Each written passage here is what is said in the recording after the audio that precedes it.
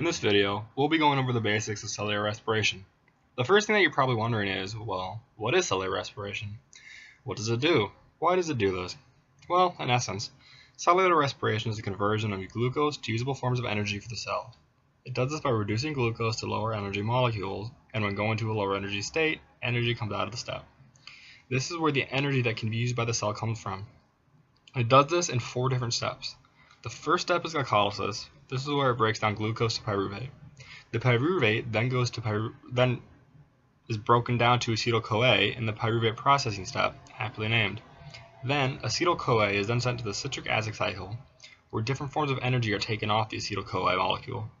Lastly, there are forms of energy created during the cellular respiration process that are not usable by the cell, so they must go to the electron transport chain to be converted to a usable form of energy for the cell. So the first step is glycolysis.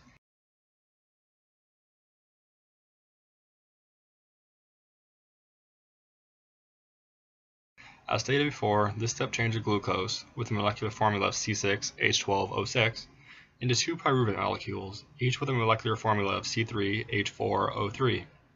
This process is done in a series of 10 steps, and it all takes place in the cytosol. I won't go into details about this step. That will happen in a later video. However, the products and reactants are interesting. For glycolysis to take place, 2 ATP molecules must be used to start the reaction. You might be thinking, why does a process that's supposed to make energy use energy?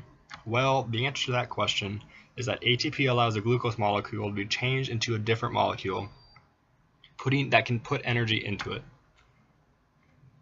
In total, 4 ATP comes out of glycolysis, resulting in a net gain of 2 ATP. Along with ATP, 2 pyruvate molecules and 2 NADH molecules come out of the process. The 2 NADH molecules cannot be used by the cell, so they will go into further processing in the electron transport chain. Now, the 2 pyruvate molecules move into pyruvate processing. The pyruvate processing step processes pyruvate to acetyl-CoA. This step is the shortest of all cellular respiration, and usually only has one step associated with it.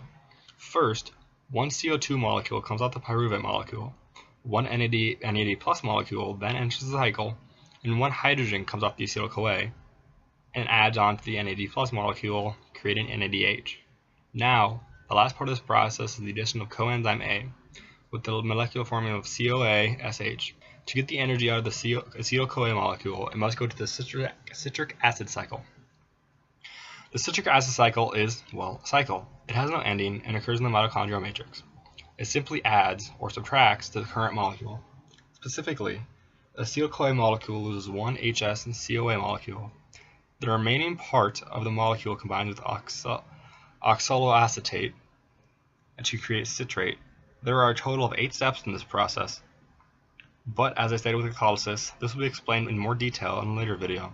However, I will still like to cover the main points in this video. So again, the coenzyme A molecule is taken off the acetyl-CoA.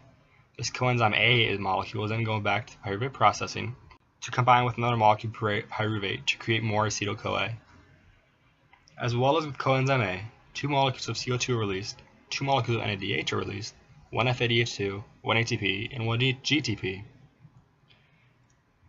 As well as the reactants that enter the cycle to make those molecules, such as NAD+, FAD, ADP, and GDP, H2O also enters the cycle. So all in all, the citric acid cycle is a continuous cycle. The molecules are reduced to create energy-carrying molecules, and more molecules that can be reduced are created by adding acetyl-CoA. So, what happens to the FADH2 and NADH?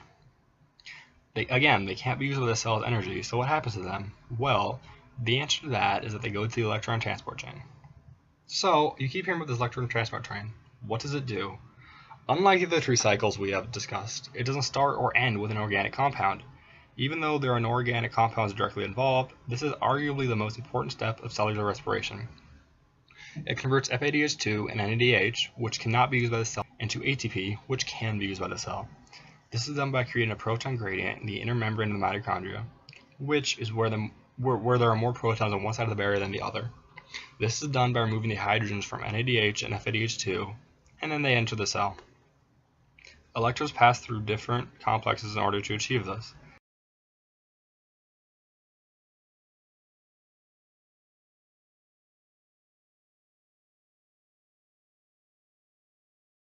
Now, at some point, you need to get rid of these electrons. This is why we breathe oxygen. The electrons combine with oxygen, an excellent electron acceptor, and hydrogen to create water. And once there is a proton gradient, ATP can be made. They enter the ATP synthase, which for each hydrogen that passes through, 1 ADP is converted to 1 ATP. In addition, about 25 ATP is produced in this step, more than any other step in the cellular respiration cycle.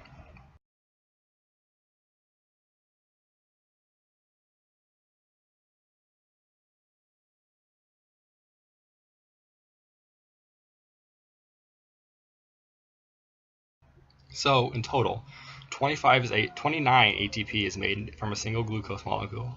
This was mostly made in the electron transport chain, but it could not have been done without any of the other steps in the cellular respiration process. I will be coming out more videos describing these steps in more detail soon. As usual, if you found this video helpful or informal, please like the video. If you want to know more about when new videos come out, simply subscribe and get these notifications. I hope you enjoyed the video and have a great rest of the day.